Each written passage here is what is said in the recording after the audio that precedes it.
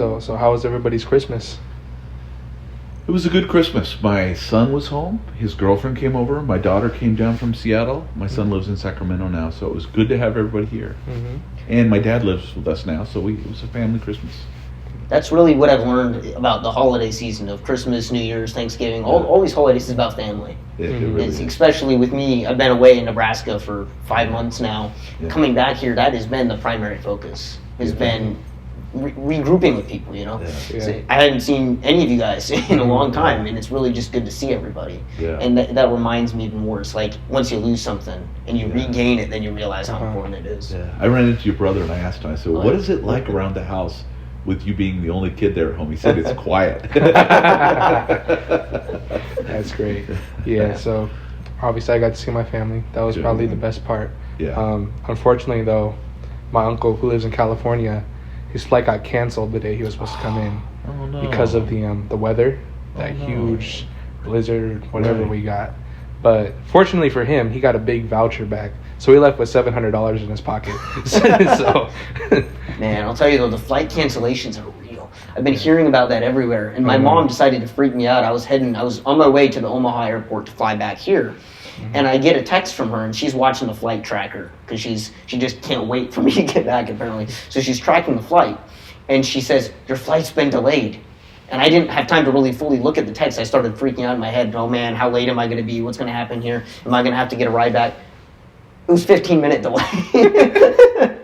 But I didn't know that. I got it all in my head, and I thought I was going to be having to get a ride back from the airport. It's like an hour back.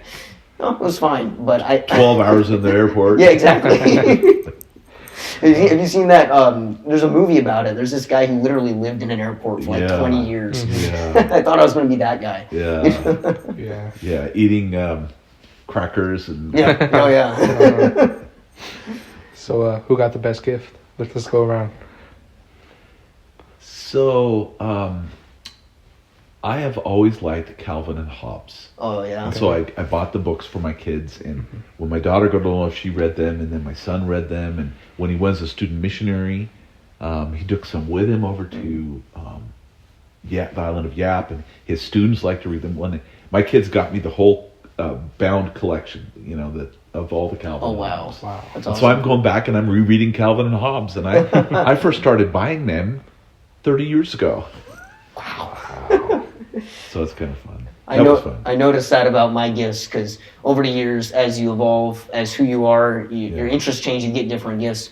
This year, I realized, oh yeah, I'm full on like theologian pastor now because like all my books were books about Christianity and apologetics. I got a book that was like the quintessential guide to Christian apologetics. Yeah. I got one by Josh McDowell. Yeah. That sort of thing. Like, oh, I'm all in now. Yeah. Yeah. Yeah. What'd you get? I would have to say my best gift was my R2D2 toaster.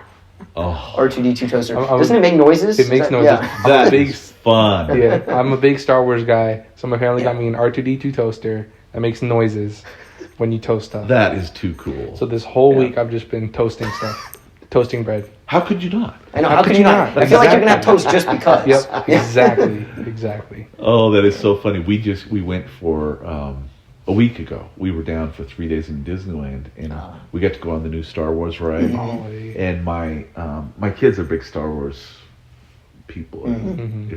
It's really well done. It's like you experience you're part of the ride, and it's really fun. I got to see that in Florida because they have it over in California. I was in Florida over the summer.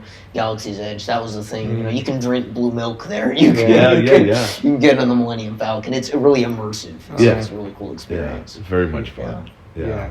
I don't know how I feel about Disney as a company, but they got me with Star Wars. I know, right? That's a whole conversation. I Just a know. rabbit hole. I completely resonate with what you're saying. Yeah.